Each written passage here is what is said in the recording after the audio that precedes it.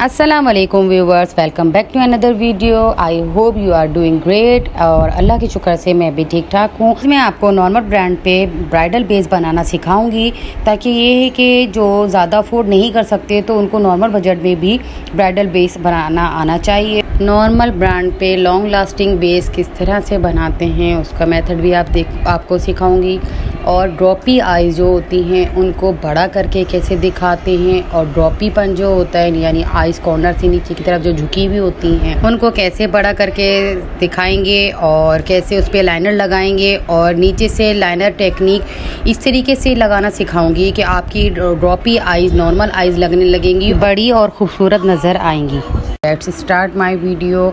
सबसे पहले मैंने अपनी मॉडल के प्राइमर लगाया है, और प्राइमर लगाने के बाद मिनट्स के लिए इनके प्राइमर को टाइम दूंगी। प्राइमर लगाने के बाद हमेशा आप लोग अपने प्राइमर को फ्यू मिनट्स अपनी स्किन पे छोड़ दिया करें ताकि वो आपकी स्किन पे सोक हो जाए। ठीक है, अब मैं इसको मतलब प्राइमर को फुल फेस पे अच्छी तरीके से लगा लिया। इससे इसके फ़ायदे ये होते हैं कि आपका बेस भी स्मूथली लगता है और आपका बेस ज़्यादा मतलब क्वांटिटी में नहीं लगता है, कम क्वांटिटी में लगता है। हमेशा कोशिश किया करें बेस वगैरह जो भी अप्लाई किया करें वो कम क्वांटिटी में थिन लेयर यूज़ किया करें। अगर आप लोग भर भर के यूज़ करेंगे तो फिर वो एक केकी लुक आ जाता है और फिर आगे चल के वो आपकी जो है ना क्रैक्स पड़ जाते हैं उस बेस में। ठीक है, अब मैं सबसे पहले उसके बाद मैंने इनके ऑरेंज करेक्टर लगाया है क्योंकि मुझे फेयर टोन पे अपने बेस को लेके जानी है। तो हमेशा जब भी ज़्यादा फेयर टोन पे आपको लेके जाना हो तो आप ऑरेंज करेक्टर या फिर आप कैमोफ्लेज किया करें डार्क शेड से। ठीक है, तो यहाँ पे मैंने ऑरेंज करेक्टर यूज़ किया है। ऑरेंज करेक्टर इनके डार्क एरियाज़ पे और इनके नोज़ के कॉर्नर पे, लिप्स के किनारे पे, जहाँ जहाँ मुझे नीड है मैंने मोस्टली इनके फेस पे लगा दिया है। ठीक है, उसके बाद मैं इनके फेस में अपनी मॉडल की स्किन के मुताबिक शेफर का इजी बेस लगा रही हूँ। 38 नंबर है ये, और ये इसे मैं इनके फुल फेस पे अप्लाई करूँगी with the help of weight beauty blender, और इसे भी मैं इनके फुल फेस पे, एयर पे, नेक पे अच्छी तरीके से कवर कर दूंगी, और फिर उसे ब्यूटी ब्लेंडर की मदद से टैपिंग मोशन में पेनिट्रेट करूंगी। बेस पे जब तक आपके चमक रहे यानी बेस चमक रहा हो तो समझिए अभी आपका बेस जो है वो स्किन पे सेटल नहीं हुआ है। तो जब तक ही आपको टैपिंग करनी है, जब तक आपके बेस में शाइनिंग ख़त्म ना हो। ठीक है, अभी देखें मैं इनके कितनी देर तक टैपिंग करूँगी, जबकि मैंने यहाँ पे आपके वीडियो ज़्यादा लंबी ना हो, आप लोग के लिए थोड़ा फास्ट मोड पे वीडियो चलाई भी है ताकि आप लोग बोरिंग भी ना हो और आप लोग सारी टेक्निक्स भी सीख लें। ठीक है, मैं आज आपको जो बेस बनाना सिखाऊंगी वो ज़्यादा कॉस्टली ब्रांड्स पे नहीं सिखाऊंगी, नॉर्मली बजट में जो बेस बनाना होता है वो सिखाऊंगी। तो उसके लिए मैंने अब यहाँ पे मिस रोज़ का आइवरी 6 यूज़ किया है, और वो मैं इनके फेस पे जगह जगह लगा दूंगी, और उसे फिर मैं फाउंडेशन ब्रश की मदद से फुल फेस पे अप्लाई कर दूंगी। ठीक है, अभी ये भी आपने देखा है कि मैंने भर के नहीं लगाया है, बिल्कुल थिन लेयर लगाई है। अभी आप ये नंबर चाहें तो स्क्रीनशॉट कर सकते हैं, आइवरी 6 नंबर है। एंड देन अब इसे भी मैं टैपिंग मोशन में फुल फेस पे अप्लाई करूँगी। टैपिंग करना बहुत ज़रूरी है बेस के लिए। जब तक आप लोग अपने बेस टैपिंग मोड पे नहीं लगाएंगे, टैपिंग मोशन में नहीं लगाएंगे, जब तक आपका बेस सेट नहीं होगा। और काफ़ी व्यूवर्स पूछ रहे थे कि ये प्राइमरी बेस और सेकेंडरी बेस क्या होता है। तो प्राइमरी बेस आप कोई भी कैमोफ्लेज करने के बाद बेस लगाते हैं अपने स्किन के हिसाब से, और उसके बाद कॉम्पैक्ट लगा देते हैं।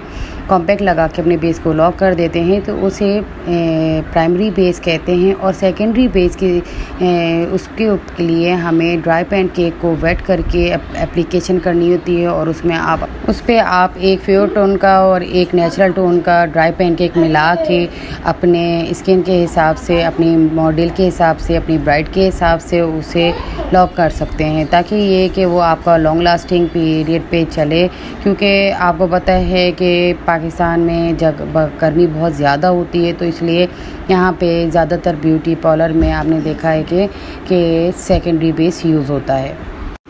तो मैं अभी सेकेंडरी बेस के लिए क्या क्या यूज़ करूँगी वो भी आपके साथ शेयर करूँगी। तो जब तक मेरा अभी प्राइमरी बेस सेटल हो रहा है तो मैं आपके साथ अभी आगे का वर्क शेयर करती हूँ। तो सबसे पहले मैंने इनकी आईब्रो को फ्लप किया है और स्पूलू की मदद से उसे सेट कर दिया है। अब मैं आइज़ मेकअप स्टार्ट कर रही हूँ।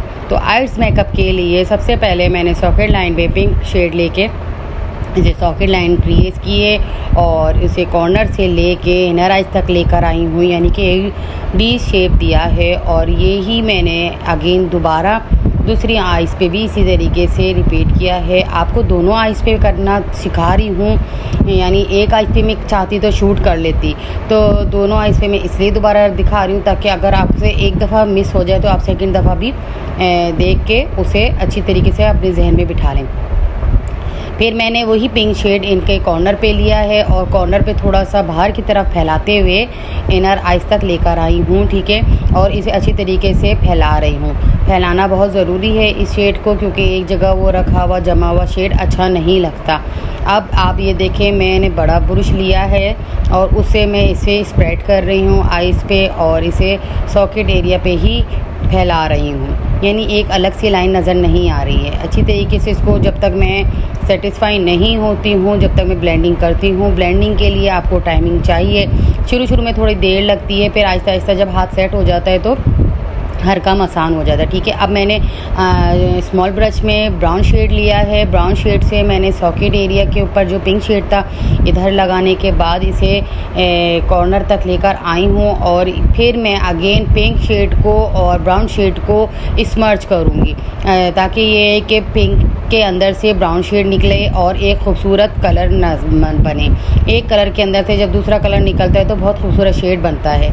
इसी तरीके से आप लिपस्टिक भी लगाया करें। हमेशा जब भी आप एक लिपस्टिक लगाती हैं तो वो उसके ऊपर एक और कोई और लिपस्टिक का according your stress, according your eyes makeup, तो उसके हिसाब से आप लगाया करें दूसरा कोट दूसरी लिपस्टिक का, यानी तो बहुत प्यारा शेड बनता है, ठीक है। अब यही पिंक शेड मैंने लोअर आइज़ पे भी लगाया है और लोअर आइज़ पे लगाने के बाद उसे ब्लेंड कर दिया है अच्छी तरीके से। अब मैं ब्रो बोन को हाईलाइट करूँगी वही सिल्वर गोल्ड शेड से और इधर मैं एप्लीकेटर यूज़ कर रही हूँ।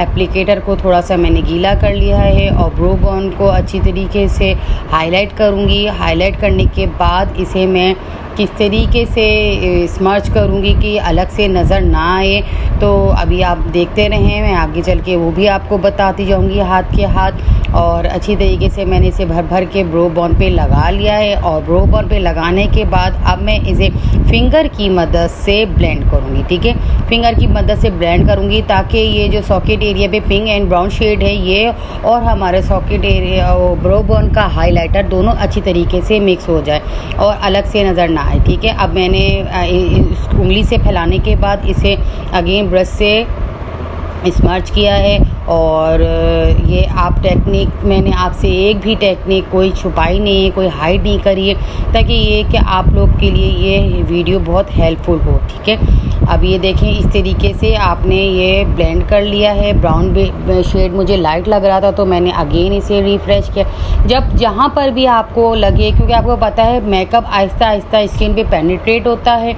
और वो लाइट होता चला जाता है, तो आपको जब भी नीड हो तो आप ज़रूर उसे ब्लेंड कर लिया करें और अगर और शेड की ज़रूरत पड़े तो लगा लिया करें।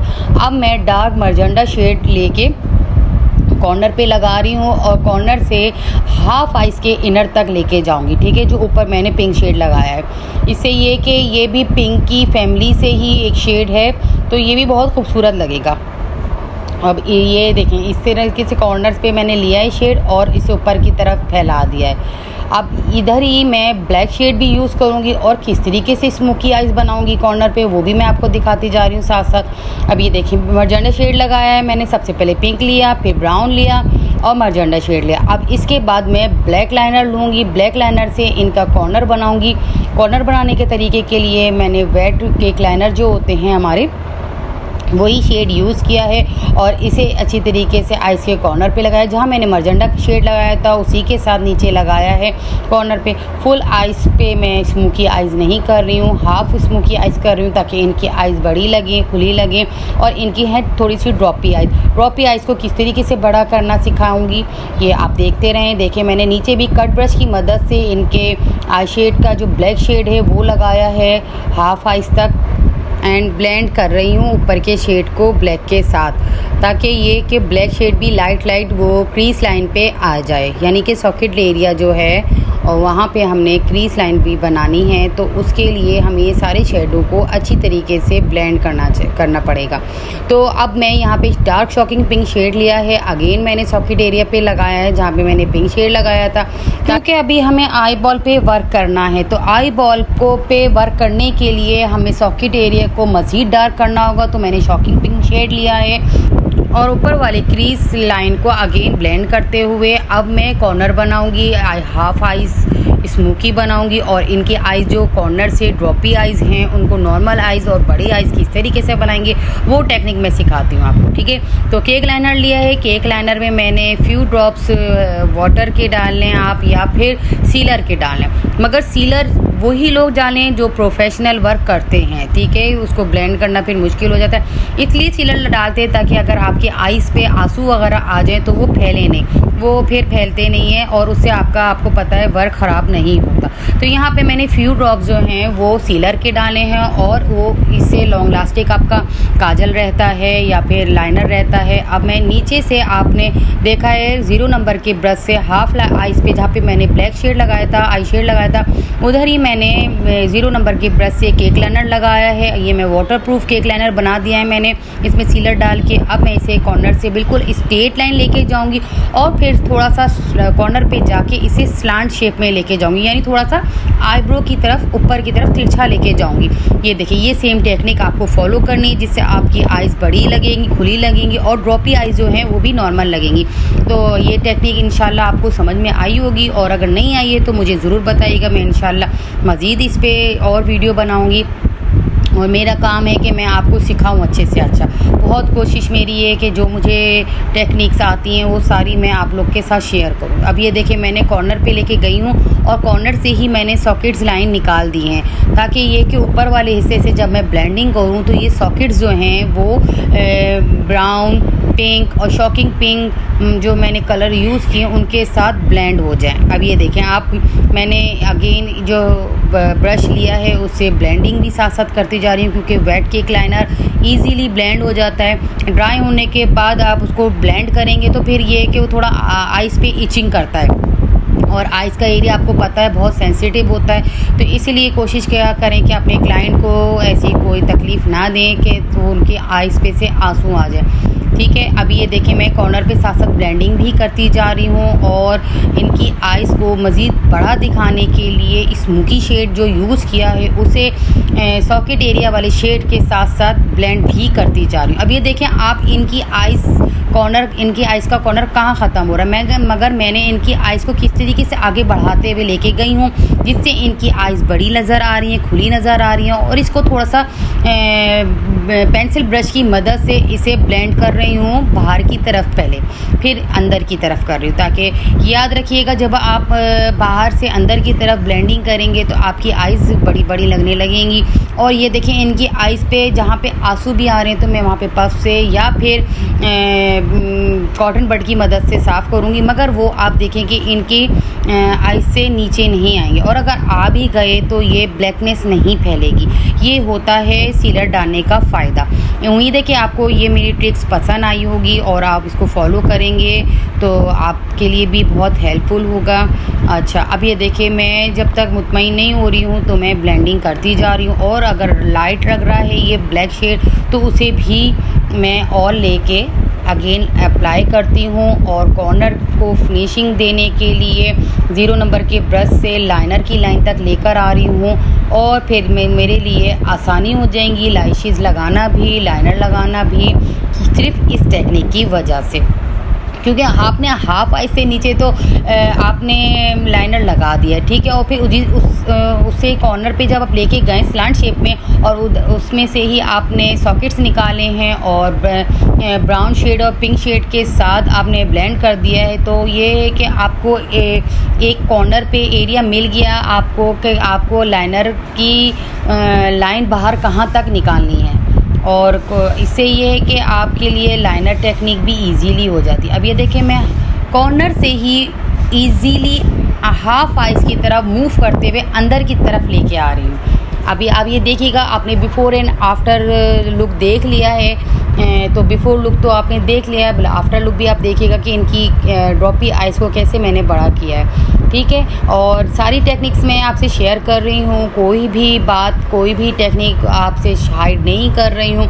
तो प्लीज़ अपनी मोहब्बत मुझे ज़रूर दिखाइएगा, लाइक करिएगा, शेयर करिएगा और सब्सक्राइब करिएगा और अपने फ्रेंड्स फैमिली से लाजमी शेयर करिएगा। ठीक है, अब ये देखें मैं साथ साथ ब्लेंडिंग भी करती जा रही हूँ और बातें भी करती जा रही हूँ प्ले व्यूवर से। उम्मीद है कि आपको मेरी ट्रिक्स एंड टेक्निक पसंद आ रही होंगी। अब आप ये देखें कॉर्नर से कितना प्यारा स्मोकी शेड्स आ रहा है। स्मोकी शेड्स जो होता है वो कॉर्नर से ऐसे होता है जैसे कि एक धुएं का शेप होता है। ठीक है, साथ साथ कॉर्नर से भी साफ़ करते जाएं अगर आपके आइज़ में से आंसू आ जाए। अभी मैं इनका फेस ऊपर करके दिखाती हूँ आपको कि ये देखें कैसी इनकी ड्रॉपी आइज़ नॉर्मल आइज़ करी हैं मैंने, और किस तरीके से कॉर्नर से मैंने बढ़ाया कि इनकी आँख को मज़ीद खूबसूरत बनाने की कोशिश की है। तो अभी कॉर्नर से मैं ब्लेंडिंग साथ साथ करती जा रही हूँ और उम्मीद है कि मैं कोशिश कर रही हूँ जो सिखाने की वो आपको समझ आ रहा है। ठीक है, अब आई बॉल पे वर्क करेंगे हम, और अब हम आई बॉल पे वर्क करने के लिए हमने आइवरी शेड लिया है और इसे फ्लैट ब्रश की मदद से हम अपने आई बॉल पे एक ऐसा एरिया निकालेंगे जिससे हमें एक बड़ा एरिया भी इन्हेंस हो जाए वर्क करने के लिए। और हम हमेशा आपको पता है दुल्हनों पे ज़्यादातर या तो सिल्वर या फिर गोल्डन शेड लगा देते हैं, तो इससे थोड़ा सा मज़ीद चेंज करने के लिए भी मैंने इसमें एक टेक्निक फॉलो की है, वो भी आपके साथ शेयर कर रही हूँ मैं।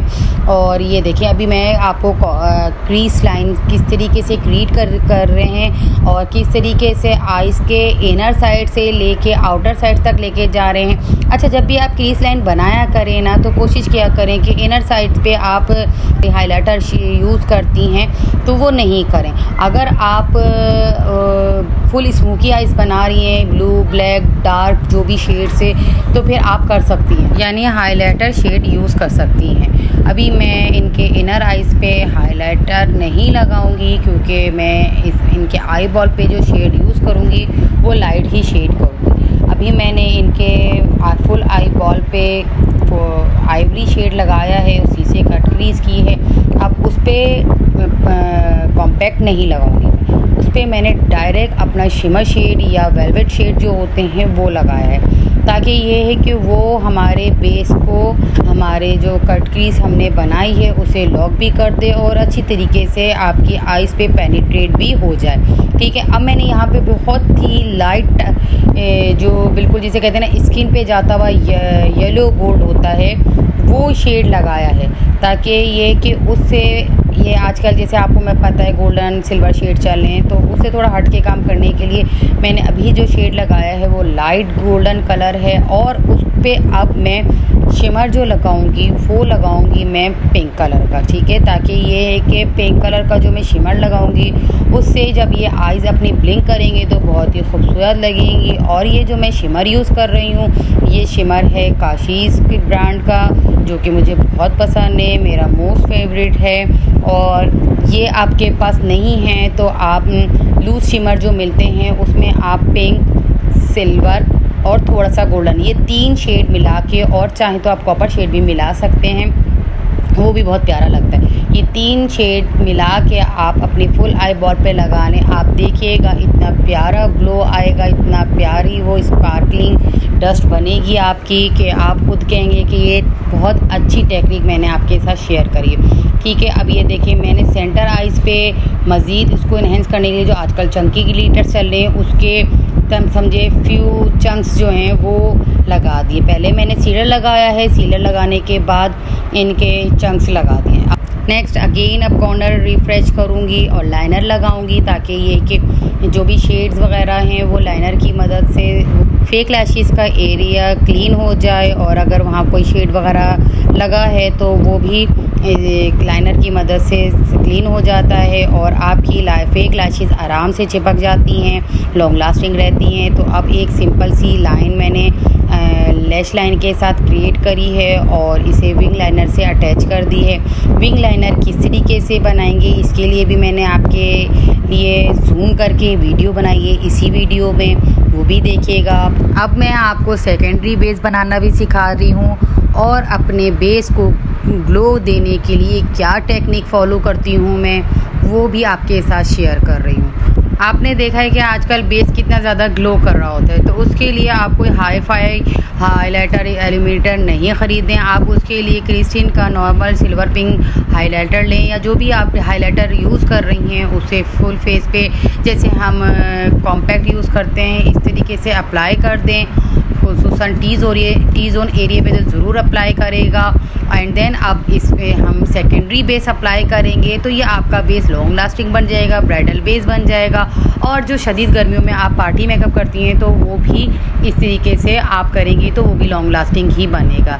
ठीक है, मौसम के हिसाब से भी आपको पता है काम होता है। अब यहाँ पे मैं ब्राइडल बेस बना रही हूँ तो वो भी सिखा रही हूँ। तो ब्राइडल बेस में अब मैं जो सेकेंडरी बेस यूज़ कर रही हूँ उस पर मैंने F2 और आइवरी शेड को मिक्स करके पानी की मदद से थोड़ा सा मिक्सर बना के इनके फुल फेस पे फाउंडेशन ब्रश से अप्लाई कर दिया है। और अब मैं सिंपल ब्यूटी ब्लेंडर से इनके फुल फेस पे टैपिंग मोशन में उसे स्प्रेड कर दूंगी और समझिए हमारा ब्राइडल बेस डन हो गया है और लॉक हो गया है और ये मज़ीद लॉन्ग लास्टिंग बन गया है। तो अब बेस बनाने के बाद अक्सर लोगों के साथ ये प्रॉब्लम आती है कि आइज़ के नीचे लाइन सी बन जाती है, तो उनको भी आप ख्याल रखिएगा। उसको आपने अपनी फिंगर की मदद से या फिर ब्यूटी ब्लेंडर की मदद से आपने उसको फैलाया और फैलाने के बाद कॉम्पैक्ट पाउडर से आप उसे लॉक कर दें तो इंशाल्लाह वो आपकी लाइंस नहीं आएंगी। और आइज़ के नीचे ज़रूर कोशिश किया करें तो बहुत ही थिन लेयर की बेस लगाया करें, क्योंकि अक्सर क्रैक्स आपको पता है नोज़ के किनारे पे या लाफिंग लाइन पे या आइज़ के नीचे आ जाती हैं।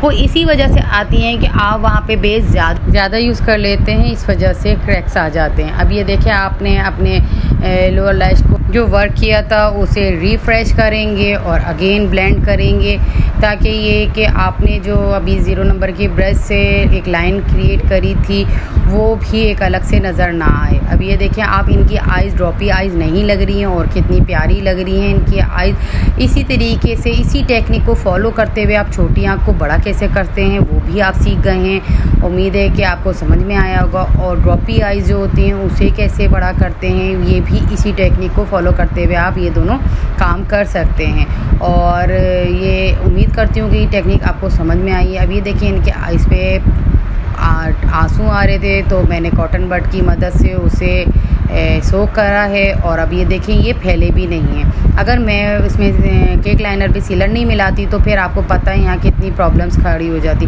ब्लैक शेड फैलता है तो आपको पता है बहुत मसला होता है उसे संभालने के लिए। ये छोटी छोटी टेक्निक्स होती हैं, इनको फॉलो करेंगे तो इंशाल्लाह आपको प्रॉब्लम्स नहीं आएंगी, क्योंकि अक्सर ब्राइड्स के साथ और भी वर्क आया हुआ होता है तो वो फिर आप कर नहीं पाते। तो इसलिए कि आप ये छोटी छोटी टेक्निक्स को फॉलो करेंगे तो आपका टाइम जो है टाइम ड्यूरेशन वो कम हो जाएगा और आप कम टाइम पे ज़्यादा काम कर सकेंगी। अब मैंने इनके फेस, नोज़ और फोरहेड और चिन को कंटूर किया है, क्योंकि इनका फेस थोड़ा सा ओवल फेस पे ज़्यादा था तो इसको नॉर्मल करने के लिए मैंने इनके चिन पे और इनके कॉर्नर्स पे अच्छी तरीके से इनको कंटूर किया है। एंड देन अब मैं लाइट पिंक शेड से इनके चेक्स और नोज़ को पिंक करूँगी।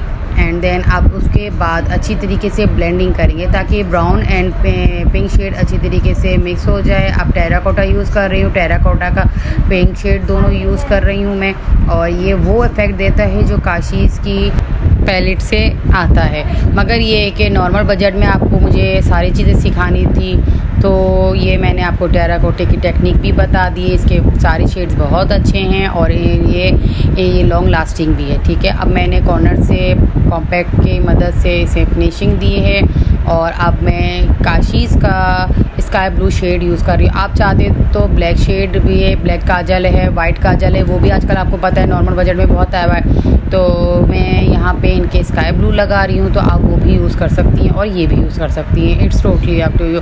अब यहाँ पे मैंने अगेन इनके टेयर्स को रोकने की कोशिश की है और इनके टेयर्स को मैंने कॉटन बड से सोक किया है और इसे सोक करने के बाद जब तक इनके आंसू रुकते हैं तो मैं अब इनके लिप फिलिंग कर लेती हूँ। मैंने डार्क ब्राउन शेड से लिपस्टिक से इनके लिप के लाइनर बनाए हैं, यानी कि लिप्स में आउटलाइन बनाई है। हमेशा आप जब भी लिपस्टिक लगाएं तो आउटलाइन डार्क से बनाया करें और उसके ऊपर जो भी आपको शेड लगाना है तो अब वो लगाएंगी तो बहुत प्यारा ओम्ब्रे इफेक्ट्स भी आता है।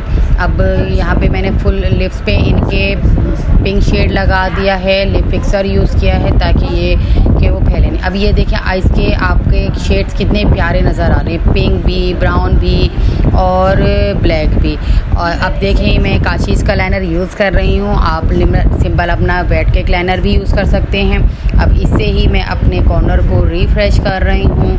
अब क्योंकि आपको पता है इनके अभी आंसू आ गए थे, तो ये इससे ये कि आपको जूम करके मैं दिखा रही हूँ कि कैसे विंग लाइनर क्रिएट करते हैं। कॉर्नर की लाइन को लेके मैंने स्लांट शेड पे ऊपर लेके गई हूँ और नीचे वाले लाइनर को ऊपर वाले लाइनर से मिला दिया है, तो हमारी विंग लाइनर बन गया है। और ये टेक्निक फॉलो करते हुए हमारा बहुत ही खूबसूरत विंग लाइनर बन गया है। और ये मैं विंग लाइनर ज़्यादा स्लांट नहीं लेके गई हूँ, स्ट्रेट लेके गई हूँ ताकि ये है कि आपकी आइज़ बड़ी नज़र आए। अब मैं इनकी आइज़ पे 3D लैशेज़ लगाऊंगी। 3D लैशेज़ जो है वो मैं क्रिस्टीन की ग्लू से लगा रही हूँ, बहुत अच्छी है। और क्रिस्टीन की और ग्लैमर फेस की, स्वीट टच की, ये बहुत रिजनेबल प्राइस में लैशेज़ ग्लू मिलती है और बहुत अच्छी है ये जो ग्लू लैशेज़ हैं। अब मैं इसे आइज़ पे लगा दूंगी। ग्लू लगाने के बाद 10 सेकंड्स देती हूँ मैं, उसके बाद आइज़ से चिपका देती हूँ फेक लैशेज़ को ताकि ये लॉन्ग लास्टिंग रहे और इजीली आपकी आइज़ से चिपक जाती हैं और लॉन्ग टाइम रहती हैं आपके आइज़ पे। और इसको ब्रश की मदद से, ब्रश के बैक साइड से मैं इनको प्रेस कर देती हूँ, इनर साइड से और आउटर साइड से लाजमी, ताकि क्योंकि आपको पता है ना ये यहीं से ही निकलती हैं अक्सर लैशेज़। तो अब ये है कि लैशेज़ के लिए भी अक्सर लोग परेशान रहते हैं। आप ये सारी टेक्निक्स को फॉलो करिएगा और मुझे ज़रूर फीडबैक दीजिएगा कि मेरी टेक्निक्स को फॉलो करते हुए आप लोग की कितनी मदद हुई। और ये आप जूम करके देखें कि कैसा लगा है आपको ये मेकअप। अब मैंने कॉर्नर को अगेन रिफ़्रेश किया है और इनको अभी मैंने आइज़ को ओपन करने को मना किया था ताकि ये इनकी लैशेज़ अच्छी तरीके से ड्राई हो जाएं, आइज़ से चिपक जाएं। और इनके लाइनर भी रिफ़्रेश किया है तो लाइनर भी ऊपर नहीं लग जाए। तो अब मैं इनके हाइलाइटर लगाऊंगी। हाइलाइटर मैं इनका काशीज़ के लगा रही हूँ, तो आप मुझे ज़रूर बताइएगा। आप चाहें तो ही क्रिस्टीन का यूज़ कर सकते हैं, तो आप मुझे ज़रूर बताइएगा कि आपको ये मेरा काम कैसा लगा है और ये जो मैंने इतनी मतलब मेहनत करके आप लोग के लिए वीडियो बनाई है कैसी लगी है और इसमें आपको क्या क्या मेरी टेक्निक्स अच्छी लगी ज़रूर बताइएगा। और लाइक करिएगा, शेयर करिएगा, कमेंट्स करिएगा और फीडबैक ज़रूर दीजिएगा। लास्ट में पिक्स वगैरह हैं, वीडियोस वगैरह हैं। और अगर आपको हेयर स्टाइल की ट्यूटोरियल चाहिए तो आप मेरे चैनल पे जाके इस ब्राइड का हेयर स्टाइल ट्यूटोरियल भी देख सकती हैं। बहुत अच्छा हेयर स्टाइल है, स्टेप बाय स्टेप समझाया है मैंने। और इंशाल्लाह आप लोग भी इस तरीके के हेयर स्टाइलिंग और मेकओवर कर सकेंगे, बस टेक्निक्स फॉलो करते रहें।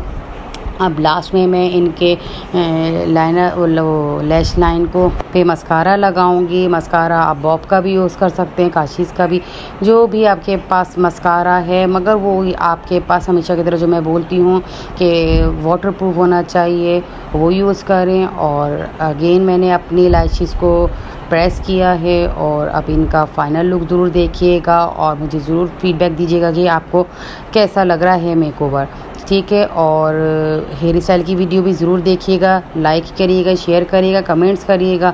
मिलते हैं नेक्स्ट वीडियो में। और आप ये देखें टेक्निक को फॉलो करते हुए आपकी आइज़ कितनी बड़ी हो गई हैं, ड्रॉपी आइज़ नॉर्मल आइज़ हो गई हैं और एकदम बादामी शेप आपकी आइज़ का लगने लगा है। और अब आपकी बेस के हवाले से भी कन्फ्यूजन दूर हो गई होगी कि ज़रूरी नहीं है कि हम महंगे ही प्रोडक्ट पे जाके अच्छा काम कर सकते हैं। नॉर्मल बजट के नॉर्मल रेट पे जो आपके बेसेस वगैरह मिलते हैं या मेकअप मिलते हैं उस पे भी आप पाकिस्तानी ब्रांड पे भी अच्छा काम कर सकती हैं। और प्राइमरी बेस क्या है, सेकेंडरी बेस क्या है, ये भी आपकी कन्फ्यूजन दूर हो गई होगी। तो ये और भी इसी तरीके के टिप्स एंड टेक्निक्स लेके आती रहूँगी और आप लोग को सिखाती रहूँगी। लास्ट में इनका फ़ाइनल लुक देखिएगा और हेयर स्टाइल की वीडियो भी ज़रूर देखिएगा, ठीक है। इंशाल्लाह मिलते हैं नेक्स्ट वीडियो में। बाय बाय, अपना ख्याल रखिएगा, लाइक शेयर और कमेंट्स करना नहीं भूलिएगा। अल्लाह हाफिज़।